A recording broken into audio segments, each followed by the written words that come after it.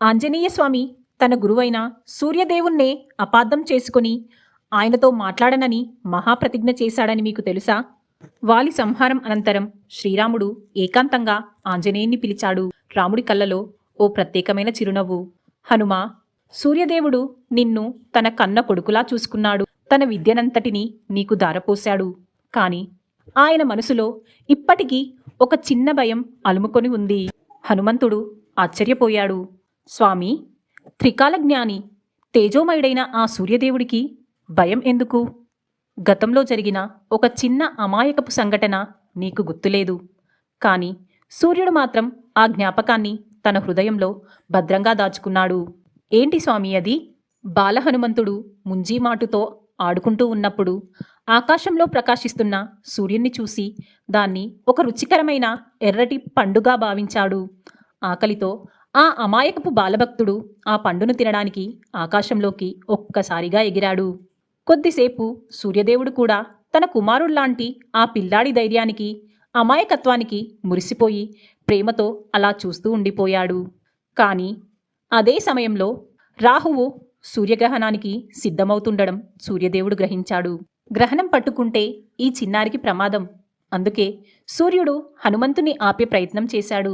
రావద్దు హనుమా, ఇది ఆడుకునే సమయం కాదు. ఇప్పుడు దగ్గరికి రావద్దు. పిల్లవాడైన హనుమంతుడు దీన్ని పూర్తిగా తప్పుగా అర్థం చేసుకున్నాడు. అతని అమాయకపు మనసులో ఒక బాధ పుట్టింది.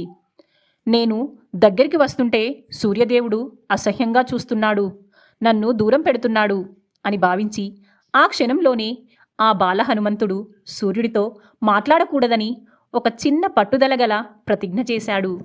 ఈ బాల్యపు అమాయకపు ప్రతిజ్ఞ సూర్యదేవుని మనసులో లోతుగా ఉండిపోయింది. హనుమంతుడికి మాత్రం ఇది పూర్తిగా మర్చిపోయిన జ్ఞాపకం. హనుమా, ఇప్పుడు నీ భక్తి, నీ పవిత్రత తెలిసిన సూర్యుడు ఆ పాత జ్ఞాపకాన్ని మోసుకుంటూ బాధపడుతున్నాడు. వెళ్ళి ఆయనను దర్శించు. ఆయన హృదయానికి శాశ్వతమైన శాంతిని కలిగిస్తుంది. హనుమంతుడు ఆ మాటలకు వెంటనే చేతులెత్తి శిరస్సు వంచి నమస్కరించాడు. సూర్యదేవా, బాల్యంలో తెలియక చేసిన తప్పును క్షమించండి. మీలాంటి గురువును అపార్థం చేసుకున్నందుకు నన్ను మన్నించండి. ఆ క్షణం సూర్యుడు మరింత ఆనందంతో ప్రకాశిస్తూ ఆకాశమంతా వెలుగు నింపాడు.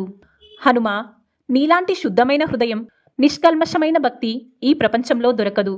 ఆ రోజు నుండి బాల్యపు అపార్థం తొలగిపోయి హనుమంతుడు తన గురువైన సూర్యుడికి అత్యంత ప్రియమైన శిష్యుడు మరియు గొప్ప సూర్యభక్తుడిగా పిలువబడ్డాడు. ఈ కథ నచ్చిందా? అయితే వెంటనే లైక్ చేయండి, మీ ఫ్రెండ్స్తో షేర్ చేయండి. మరిన్ని భక్తి కథల కోసం మా ఛానల్ని సబ్స్క్రైబ్ చేసి మా కుటుంబం